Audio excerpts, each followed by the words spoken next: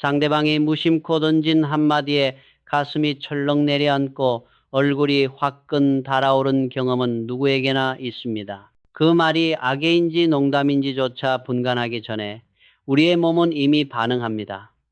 심장은 빨라지고 머릿속은 하얘지며 왜 그런 말을 하지? 라는 분노와 수치심이 동시에 밀려옵니다. 이 순간 대부분의 사람은 두 가지 선택지 앞에 서게 됩니다. 하나는 꾹 참고 삼키는 것, 다른 하나는 즉각적으로 되받아치는 것. 사회는 우리에게 이 둘 중 하나를 강요해 왔습니다. 어른이니까 참아라.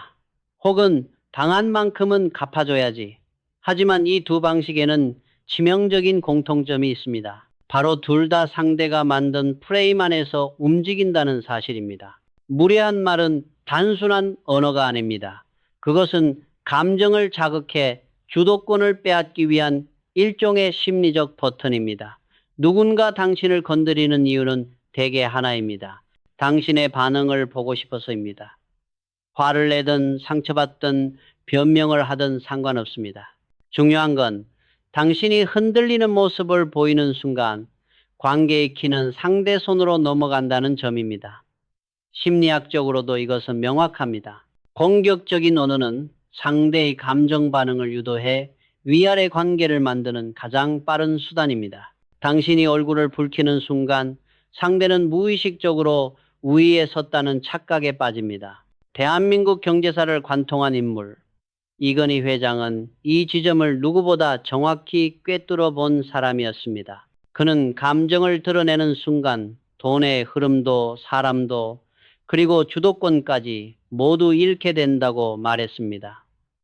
이 말은 단순한 명언이 아닙니다. 냉혹한 승부의 세계에서 체득한 생존 원칙입니다. 협상 테이블이든 회의실이든 인간관계든 감정이 앞서는 순간 판은 이미 기울어집니다. 그는 소리를 높이지 않았고 즉각적인 반응을 하지 않았습니다. 대신 상황을 지켜보고 상대를 관찰하며 언제나 한 박자 늦게 움직였습니다.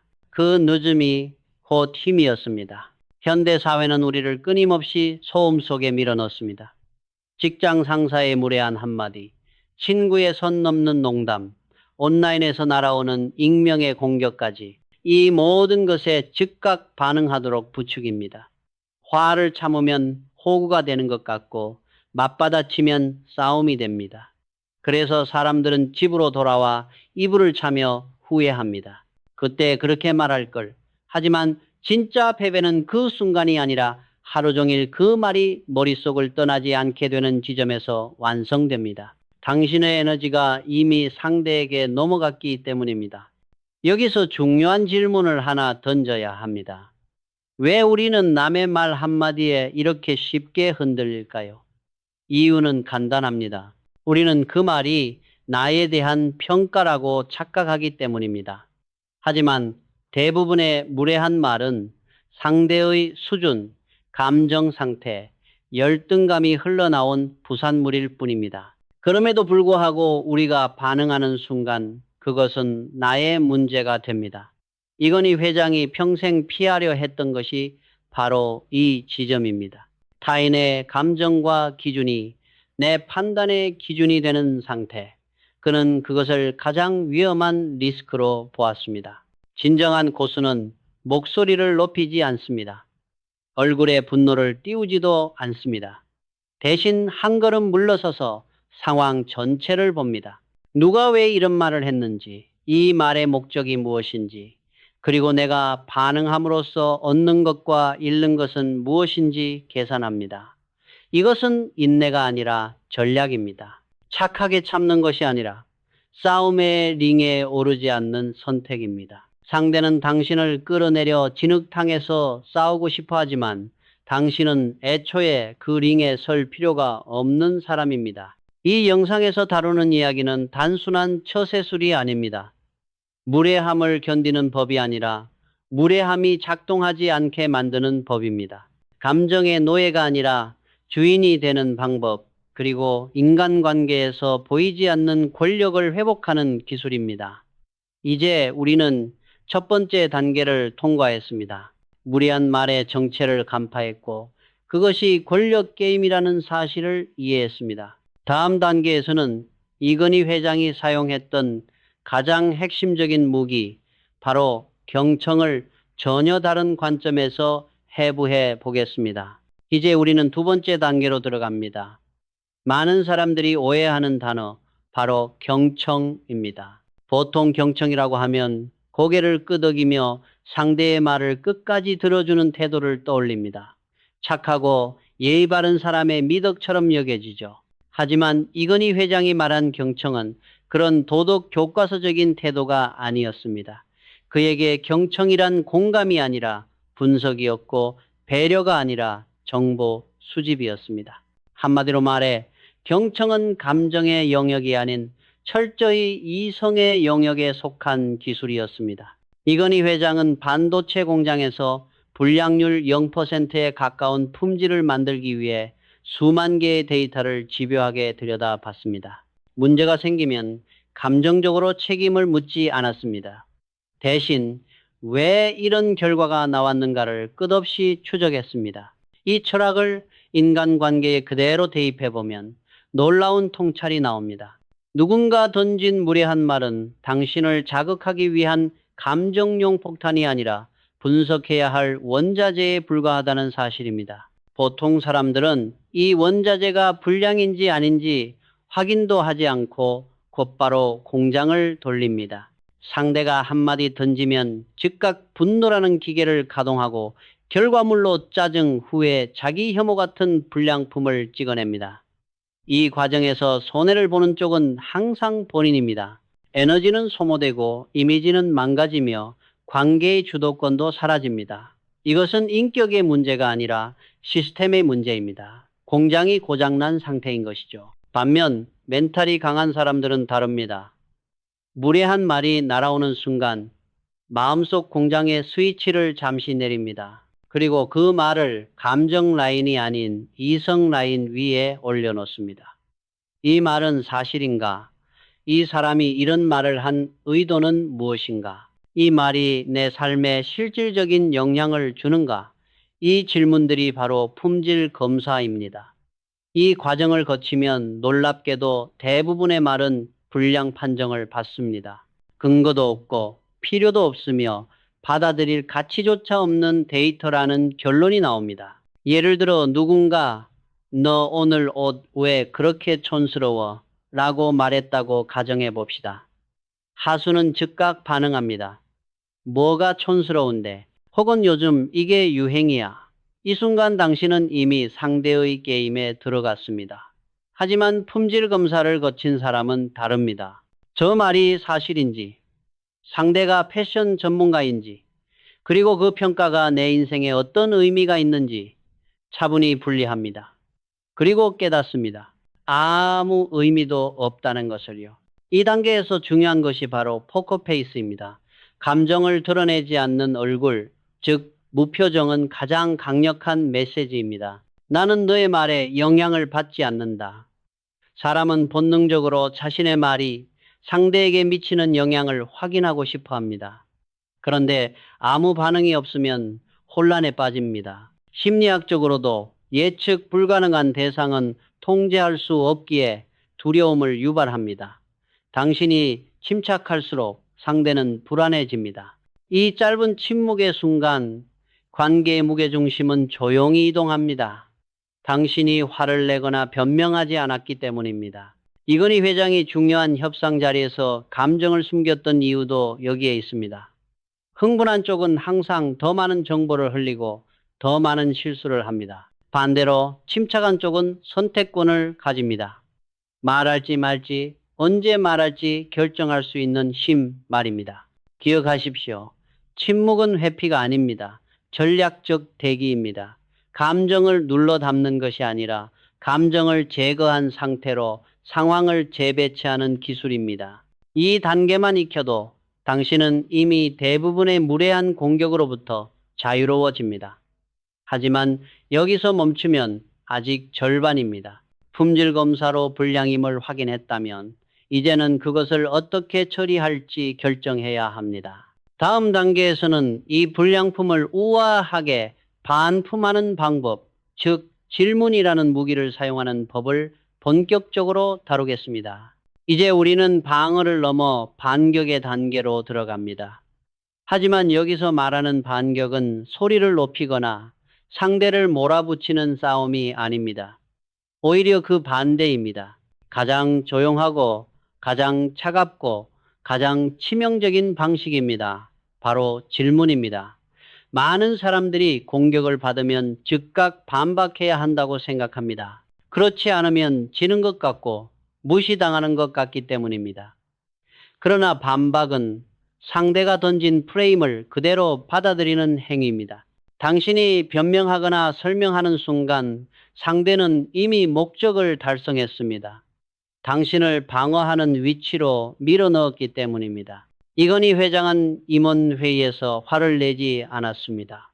대신 같은 질문을 5번, 6번 반복했습니다. 왜 그렇게 생각했습니까? 이 단순한 질문 앞에서 수많은 보고서와 논리가 무너졌습니다. 질문은 상대를 공격하지 않으면서도 상대의 말이 얼마나 허술한지 스스로 드러내게 만드는 도구입니다. 인간관계에서도 똑같이 작동합니다. 무례한 말은 대부분 즉흥적이고 감정적입니다. 깊이 생각하지 않고 던진 말이기 때문에 질문 하나만으로도 균열이 생깁니다. 예를 들어 누군가 회식 자리에서 당신을 깎아내리는 농담을 던졌다고 가정해 봅시다. 대부분의 사람은 웃어 넘기거나 속으로 삼킵니다. 혹은 분위기를 망칠까봐 억지로 웃습니다. 하지만 그것은 무례함에 대한 무언의 허락입니다. 반대로 정색하며 화를 내면 당신은 예민한 사람이 됩니다. 이때 가장 강력한 선택지는 아주 차분한 질문입니다. 방금 하신 말이 정확히 무슨 뜻인가요? 이 한 문장은 칼보다 날카롭습니다. 이 질문의 힘은 내용이 아니라 구조에 있습니다. 질문을 받는 순간 상대는 생각해야 합니다. 내가 지금 한 말이 정당한가? 농담이었나? 공격이었나? 주변 사람들이 나를 어떻게 보고 있을까? 질문 하나로 당신은 피해자 자리에서 벗어나 심판의 위치로 이동합니다. 상대는 더 이상 공격자가 아니라 자신의 발언을 해명해야 하는 사람이 됩니다. 이것이 판을 뒤집는 순간입니다. 만약 상대가 악의 없이 실수로 한 말이었다면 어떻게 될까요? 대부분 당황하며 말을 고칩니다. 아, 그런 뜻은 아니었어. 그냥 농담이었어. 이때 이미 승부는 끝났습니다. 굳이 싸울 필요도 없었고 관계를 깨뜨릴 필요도 없었습니다. 질문 하나로 선을 명확히 그었기 때문입니다. 이것이 손절하지 않고도 사람을 교육하는 방식입니다. 하지만 세상에는 질문에도 뻔뻔하게 나오는 사람들이 있습니다. 말을 돌리거나 궤변을 늘어놓으며 빠져나가려 합니다. 이때는 질문의 밀도를 높여야 합니다. 그 말이 저에게 도움이 된다고 생각해서 하신 말입니까? 혹은 제 기분이 상할 수 있다는 건 알고 계셨나요? 이런 질문은 상대의 의도를 정면으로 드러내게 만듭니다. 도망칠 공간을 허용하지 않는 질문입니다. 이 과정에서 가장 중요한 것은 태도입니다. 목소리는 일정해야 하고 감정이 섞여서는 안 됩니다. 마치 기계처럼 데이터 분석가처럼 건조하게 묻는 것이 핵심입니다. 사람은 본능적으로 예측 가능한 상대를 통제하려 합니다. 하지만 당신이 화를 낼 것이라 예상했는데 차분하게 질문을 던지면 상대는 혼란에 빠집니다. 이 사람은 내가 조종할 수 없다는 신호를 받기 때문입니다. 이것이 바로 초격차의 시작입니다. 기술의 차이가 아니라 태도의 차이입니다. 중요한 사실 하나를 기억하십시오. 질문은 상대를 이기기 위한 도구가 아니라 나를 지키기 위한 장치입니다. 감정적 반응을 차단하고 대화를 이성의 영역으로 끌어올리는 스위치입니다. 이 스위치를 쥔 순간 무례한 말은 더 이상 당신을 찌르지 못합니다. 하지만 아직 최종 단계는 아닙니다. 질문조차 통하지 않는 사람들, 말이 아예 안 되는 빌런들도 존재합니다. 다음 단계에서는 그런 상대에게 쓰는 최후의 한 수, 단 한마디로 모든 게임을 끝내는 초격차 전략을 공개하겠습니다. 이제 우리는 마지막에 가까운 단계로 들어갑니다. 질문으로도 제압되지 않는 상대, 말이 통하지 않는 사람들입니다. 이들은 논리로 설득할 수 없고 감정으로도 통제되지 않습니다. 오히려 당신이 시간을 쓰는 것 자체를 즐깁니다. 말꼬리를 잡고 늘어지며 당신의 에너지가 빠져나가는 모습을 보며 만족합니다. 이 단계에서 더 이상의 대화는 협상이 아니라 소모전입니다. 그래서 여기서는 전혀 다른 차원의 무기가 필요합니다. 짧고 단순하며 하지만 압도적으로 강력한 한마디. 바로 그래서요입니다. 처음 들으면 너무 허무하게 느껴질 수도 있습니다. 이게 전략이라고 이렇게 유치한 말이 통할까? 하지만 이 짧은 단어 안에는 인간의 심리를 무력화시키는 핵심 장치가 숨어 있습니다. 무례한 말의 구조를 다시 떠올려 봅시다. 상대는 원인과 결과를 연결합니다. 네가 이러니까 문제가 있다. 이러면 안 된다. 즉, 당신을 특정 프레임 안에 가두고 거기서 반응하길 기대합니다. 하지만 그래서요?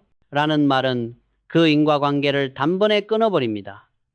입력은 들어갔는데 출력이 사라지는 순간입니다. 예를 들어 누군가 이렇게 말합니다. 너 요즘 살 좀 찐 것 같아. 자기 관리 좀 해야겠다. 대부분의 사람은 바로 반응합니다. 요즘 바빠서 그래. 그래도 운동은 하고 있어. 혹은 너나 잘해. 이 모든 반응은 상대가 던진 공을 다시 받아치는 행위입니다. 하지만 당신이 웃으며 그래서요 라고 말하는 순간 상대의 뇌는 멈춥니다. 다음 문장을 준비하지 않았기 때문입니다. 그 말의 목적은 당신의 반응이었지 그 이후의 대답이 아니었기 때문입니다. 이 한마디의 진짜 힘은 태도에서 나옵니다. 공격적인 톤이 아니라 정말 궁금하다는 듯한 표정. 마치 어린아이가 이유를 묻듯이 순수하고 담담하게 던지는 것이 핵심입니다. 이건희 회장이 위기 상황에서도 보여줬던 바로 그 평정심입니다. 감정이 없는 얼굴은 상대를 가장 불안하게 만듭니다. 화를 내면 예측 가능하고 변명하면 약점이 됩니다. 하지만 여유는 상대가 접근할 수 없는 영역입니다. 직장 회식 자리에서 흔히 벌어지는 장면을 떠올려 봅시다. 상사가 술 기운을 빌려 말합니다. 자네는 다 좋은데 옷이 너무 촌스러워. 이 말은 조언의 탈을 쓴 지배 시도입니다. 여기서 정색하면 분위기를 망치는 사람이 되고 웃으며 넘기면 호구가 됩니다. 하지만 당신이 술잔을 내려놓고 환하게 웃으며 말합니다. 아, 부장님 눈에는 그렇게 보이시는군요. 그래서요? 이 한마디면 충분합니다. 공격은 멈추고 공기는 바뀝니다. 여기서 한 단계 더 나아가면 어쩌라고요? 라는 말이 있습니다. 이 말 역시 공격이 아닙니다. 당신의 평가는 나에게 아무런 행동 지침도 주지 않는다는 선언입니다. 중요한 것은 절대 싸우자는 톤이 아니라는 점입니다. 오히려 친절하게 부드럽게 말해야 합니다. 상대는 화를 낼 명분을 잃습니다. 당신은 웃고 있고 상대는 갑자기 과민한 사람이 되기 때문입니다. 이 전략은 단순한 말재주가 아닙니다. 이것은 초격차의 사고방식입니다. 이건희 회장이 반도체 사업을 시작했을 때 수많은 사람들이 비웃었습니다. TV 만들던 회사가 무슨 반도체냐? 그는 그 말들에 반박하지 않았습니다. 설득하지도 않았습니다. 대신 결과로 답했습니다. 마음속으로는 이렇게 말했을지도 모릅니다. 그래서요, 나는 세계 1등을 할 겁니다. 당신도 마찬가지입니다. 누군가 당신의 꿈, 루틴, 변화를 비웃을 때 분노할 필요가 없습니다. 그저 속으로 혹은 미소 지으며 말하면 됩니다. 그래서요, 이 말을 던진 뒤에 가장 중요한 행동이 하나 더 있습니다. 바로 침묵입니다. 설명하지 말고, 변명하지 말고, 그 정적을 견디십시오. 어색함은 상대의 몫입니다. 이 순간 당신은 이미 대화의 주인이 되었습니다. 다음 단계에서는 이 침묵 이후 어떻게 판을 완전히 장악하는지, 즉 대화의 주제를 바꾸고 관계의 구조를 재편하는 마지막 기술로 넘어가겠습니다. 그래서요라는 한마디가 공중에 떠 있는 순간 대화에는 짧은 정적이 흐릅니다. 많은 사람들이 바로 이 순간을 견디지 못합니다. 분위기가 어색해질까봐, 관계가 틀어질까봐 다시 말을 보태거나 웃으며 상황을 무마하려 합니다. 하지만 그것이야말로 마지막 패배입니다. 침묵이 찾아왔다는 것은 상대가 할 말을 잃었다는 뜻이고, 동시에 대화의 주도권이 완전히 당신에게 넘어왔다는 신호이기 때문입니다. 이 정적을 즐길 수 있는 사람이 결국 판을 지배합니다. 이제 당신이 해야 할 일은 단 하나입니다. 아젠다를 바꾸는 것, 즉 의제 설정입니다. 리더는 남이 던진 주제로 반응하지 않습니다. 자신이 원하는 주제를 테이블 위에 올려놓습니다. 이건희 회장이 회의실에서 자주 했던 행동이 바로 이것이었습니다. 임원들이 밤새 준비한 보고서를 덮고 전혀 다른 질문을 던졌습니다. 지금 우리가 집중해야 할 건 양이 아니라 질 아닙니까? 그 한마디로 회의의 방향은 완전히 바뀌었고 모두의 시선은 그에게로 향했습니다. 인간관계에서도 똑같습니다. 무례한 사람이 외모, 성격, 사소한 습관 같은 저급한 주제로 당신을 끌어내리려 할 때 그 판 위에서 싸울 이유는 없습니다. 그래서요로 상대의 공격을 멈춘 뒤 숨 돌릴 틈도 주지 말고 새로운 화제를 던지십시오. 경제, 일, 미래, 건강처럼 본질적인 주제면 충분합니다. 예를 들어 이렇게 말할 수 있습니다. 아, 그건 그렇고 요즘 시장 흐름 보셨습니까? 혹은 이번 프로젝트 방향은 어떻게 보세요? 질문은 다시 당신이 던집니다. 순간 상대는 방금 자신이 무슨 말을 했는지도 잊은 채 당신의 질문에 대답하느라 바빠집니다. 이 기술은 단순한 화제 전환이 아닙니다. 상대를 당신이 만든 무대로 끌어오는 행위입니다. 우리는 이것을 연막 작전이라고 부를 수 있습니다. 불필요한 감정 싸움의 연기를 피워버리고 더 중요한 이야기로 이동하는 것입니다. 이때 상대가 답하기 곤란한 질문이거나 깊이를 요구하는 질문일수록 효과는 커집니다. 대화의 흐름을 장악하는 사람은 자연스럽게 권위를 갖게 됩니다. 이 과정이 반복되면 놀라운 변화가 생깁니다. 상대는 학습합니다. 이 사람 앞에서는 함부로 말해봤자 소용없다. 무례한 말은 줄어들고 관계의 온도는 바뀝니다. 그리고 더 중요한 변화는 당신 안에서 일어납니다. 더 이상 타인의 말에 하루의 기분이 좌우되지 않습니다. 감정 쓰레기통 역할을 그만두게 됩니다. 이것이 바로 인맥 다이어트의 진짜 의미입니다. 사람을 무작정 끊어내는 것이 아니라 쓸모없는 대화를 끊어내는 것입니다. 혹시 이런 걱정이 들 수도 있습니다. 그러다 관계가 끊어지면 어떡하죠? 하지만 냉정하게 생각해 보십시오. 당신을 존중하지 않는 관계, 당신의 자존감을 갉아먹는 관계가 유지되는 것이 과연 이득일까요? 그것은 관계가 아니라 비용입니다. 이건희 회장이 프랑크푸르트에서 마누라와 자식 빼고 다 바꿔라 라고 외쳤던 이유도 같습니다. 성장을 가로막는 구조는 과감히 버려야 합니다. 인간관계도 예외가 아닙니다. 성공한 사람들을 보면 공통점이 있습니다.